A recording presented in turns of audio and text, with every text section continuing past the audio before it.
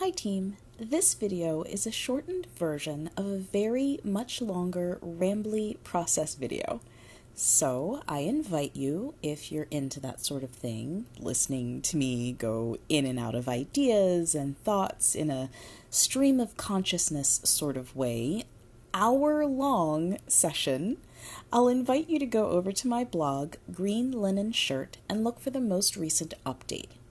The link to that unlisted video will be there, but for now, please enjoy what I guess we'll call a video flat lay of my most recent make.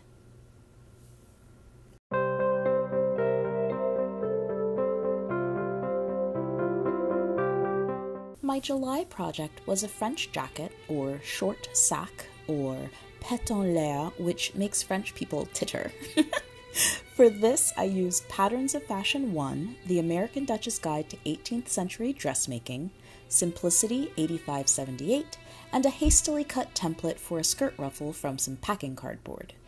From my original 3-yard cut of Burnley and Trowbridge embroidered silk taffeta, I now have scraps that will become a pieced sleeve trim, scraps for a housewife kit, maybe some buttons. The possibilities are endless.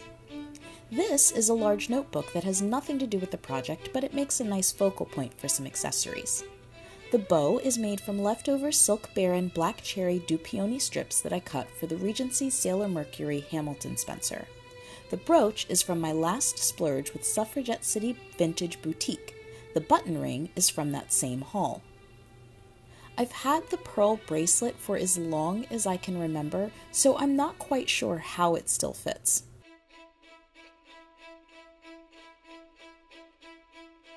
The citrine earrings are from Dames à la Mode, originally purchased for my Georgian Storm. And if you're a fan of that lovely jewelry shop, you should keep an eye on that space for what's coming later.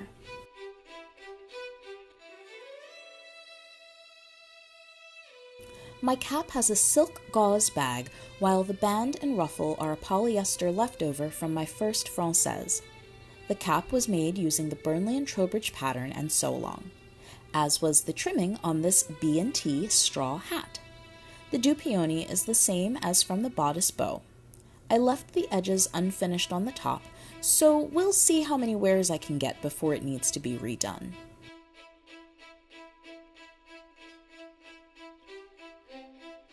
The Sophie mules from American Duchess are quickly becoming my favorite house slippers. They are incredibly comfortable and don't make that annoying slapping sound while I walk. They make me want to lounge around in a robe eating bonbons and sipping mimosas, which I think I'm due for this weekend. The color is gorgeous, and I'm having great difficulty holding myself back from rescuing the other colorways as soon as possible.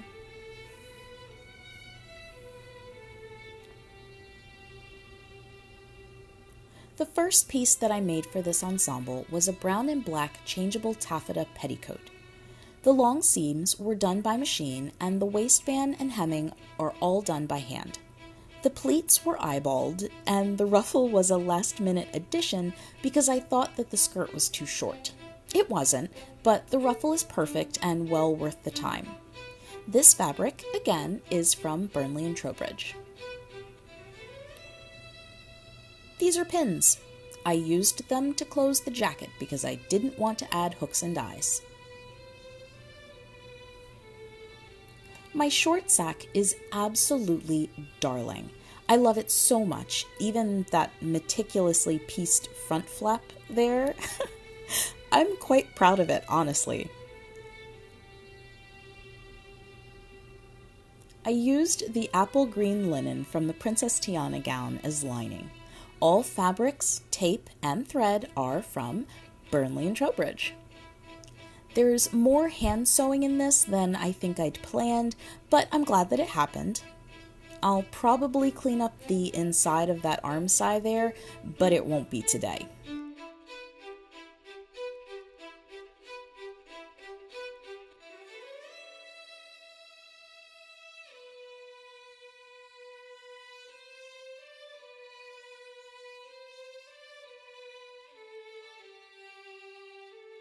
Pleating the stripes was quite an adventure.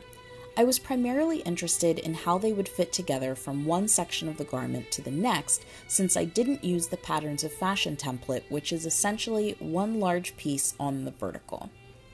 Regardless, all of the stripe matching is so very satisfying. While I believe that there are some significant grain line issues affecting the fit, I am entirely besotted with the whole dang thing. I love it so much.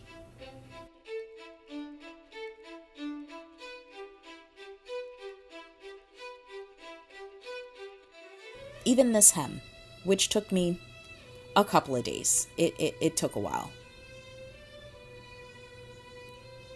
Look at it. Look at it.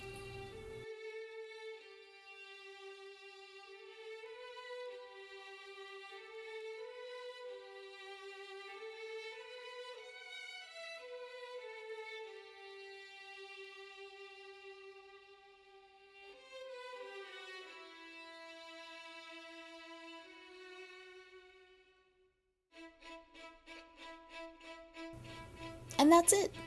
With the addition of a white handkerchief to protect my décolletage, I'm ready for my usual turn about the backyard. This goes over my white linen shift, ivory stockings, linen underpetticoat, pockets, pocket hoops, and red threaded Georgian stays that were made from a kit.